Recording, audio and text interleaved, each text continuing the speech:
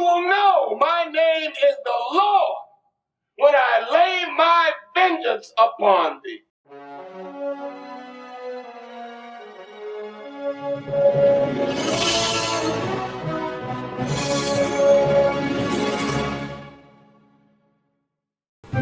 In the movie Pulp Fiction, did you know that the film only cost $8 million to make? The initial budget was reportedly even lower until they added Bruce Willis to the cast. $5 million of that budget was spent on actors and actresses' salaries. The film was already profitable when the worldwide rights were sold for $11 million. However, the movie went on to gross over $200 million at the box office. That is amazing, just off of $8 million. Wow. Sounds like to me, I'm in the wrong business. Hello, ladies and gentlemen, boys and girls, and welcome back to Movie Mistakes. And I'm sure you've already guessed it by now, we're going to show you 10 of the mistakes we found in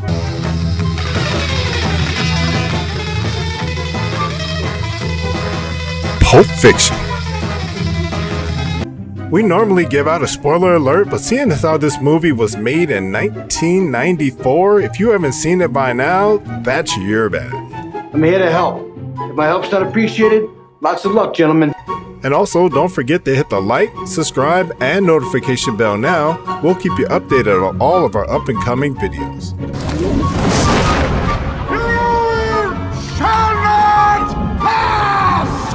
At the beginning of Pulp Fiction, Honey Bunny and Pumpkin are sitting in a diner enjoying breakfast and coffee. They're also discussing what is the best place to rob next. During the conversation, she folds her arms, and make note that her left hand is under her right armpit, as you can see here. But just then, the camera suddenly switches angles and we can see that one hand is holding the other, not under her armpit at all. You want answers? I think I'm entitled. You want answers? I want the truth! You can't handle the truth! Staying in the same scene, we're going to focus on the guy this time. So as they continue their conversation, make note that his hand is holding a cigarette and it's laying on the table. We then get a wide view of the couple and suddenly his hand is propped up and not on the table anymore. Man, that guy must move really fast. You complete me. So for this mistake, we're going to point out the differences between two scenes. If you watch the movie, you'll know that Honey Bunny and Pumpkin are at the beginning of the movie and in the last scene of the movie as well. But listen closely to what she says in the beginning versus what she says in the end.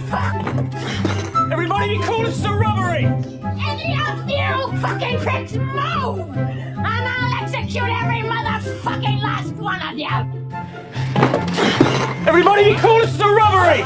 Any of you fucking pricks move! And I'll execute every one of you motherfuckers!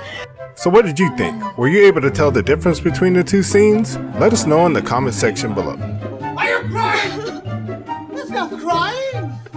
There's no crying in baseball! So in this scene, John Travolta and Samuel L. Jackson are paying a visit to some of the guys who borrowed money from their boss. And man, these guys are in trouble. So as Jules identifies who Brad is, the guy sitting at the table, take note that on the table there is a cup, there's a burger, fries, and there seems to be a bag laying down. But as Samuel L. Jackson does his little cool walk over to Brett or Brad or whatever he is, notice that the bag is standing up where it wasn't before. Maybe there's an explanation for that? I would love to hear it. You mind if I have some of your tasty beverage to wash? It's simple. We kill the bacteria. If it's so simple, why haven't you done it? If you're good at something, never do it for free. So for the next mistake, we're going to stay inside of the apartment. So here we can see Vince is checking out what's in the briefcase as Jules does crowd control. Not a huge deal, he's just noticing what's in the briefcase, and make a mental note as he closes it, he leaves it on the counter in the kitchen. So just after Jules shoots Brett in the shoulder, he begins to quote his Bible verse. Make note that Vincent is standing behind Brett with his gun in his hand and not the briefcase. So just after they murder Brett and two other guys, the two decide to leave. They kneel down and get the attention of Marvin, who's the only guy left standing. So as the three men exit the apartment, you'll notice that none of them went back to the kitchen to grab the briefcase.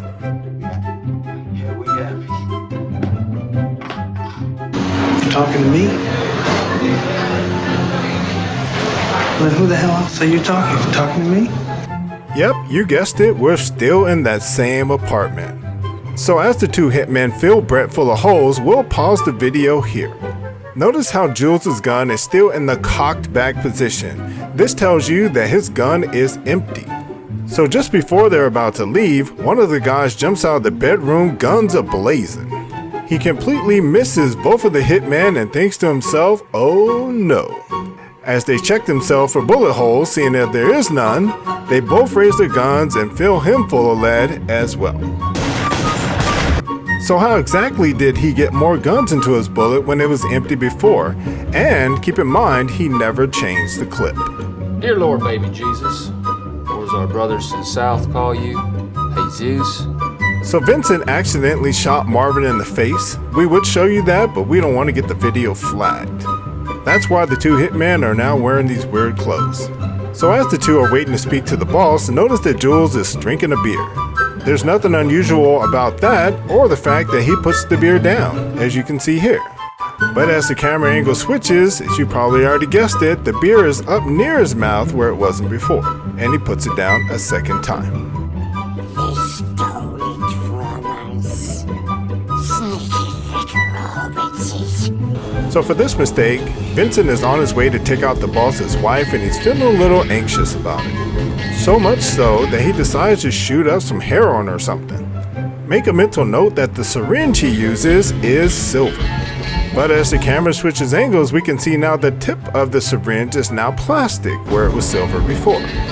Or maybe the drugs have hit us. You want to play rough? Okay. Say hello to my little friend. For mistake number 9, Vincent and the boss's wife, Mia, have made it to the restaurant. As they confirm their reservation, notice that Mia's hair is a little weird, a little different. We can see her forehead through her hair in this shot. But as the camera angle switches, we can get a front view of Mia and we can see now that the hair is kind of spread out. It's kind of harder to see her forehead than we could before. Yeah, Tommy, here we go. Get you. Run, Forrest, run. So for our last and final mistake, we can see Butch is beating the boss senseless. Big boy, huh? That's pride. So as he pummels the man in charge, notice that Bruce has his left fist up in the air. But as he takes 1 or 2 more jabs at him, notice that he's holding the boss down with both hands. Kinda hard to punch a man in the face when you're holding both shoulders down. That's why I thought it was weird that all of a sudden his hand is up in the air again, where he was holding him down just moments ago. Are you not entertained? Are you not entertained? Is this not why you are here? So what were your thoughts on the movie Pulp Fiction?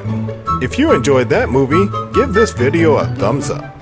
Also, don't forget to hit that like, subscribe, and notification bell now. We'll keep you updated of all of our up and coming videos.